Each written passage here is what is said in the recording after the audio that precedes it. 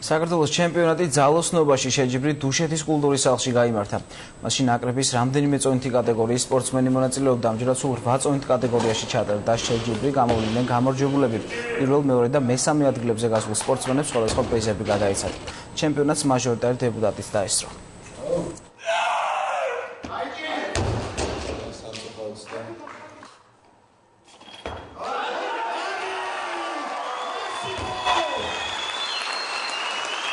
ჩემპიონატი უკვე რამოდენიმე ათეულზე ჩატარდა, თუმცა ასეთი ორგანიზებით მართლაც პირველია. მადლობა მინდა მოუხადო დუშეთის მუნიციპალიტეტის ხელმძღვანელობას, კულტურის სახლის ხელმძღვანელობას, ოლიმპიურ სახლს, ფედერაციას, რომელიც მთავარი ორგანიზატორია და რა თქმა უნდა ჩვენს ძირითადად დაფინანსებულ სპორტსა და ახალგაზრდობის სამინისტროს, ასევე მინდა ევროპაბეთს მადლობა უთხრა გენერალური სპონსორებისათვის.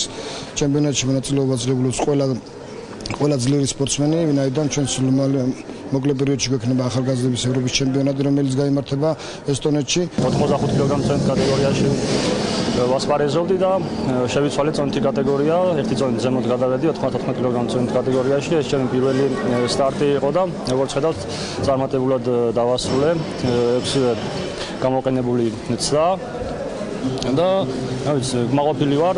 რაც ესეთი შეჯიბრებები ბევრი იქნება რეგიონებში გასული, ეს ყველასთვის მისაღებია, რეგიონებისთვისაც, იმ სპორტსმენებისთვისაც და საერთოდ ამ ჯანსაღი ცხოვრების წესის დანერგვა და სპორტის ამ სახეობების შემოტანა და ყურადღების მიქცევა სახელმწიფო ინტერესების ქვეშ უნდა იყოს.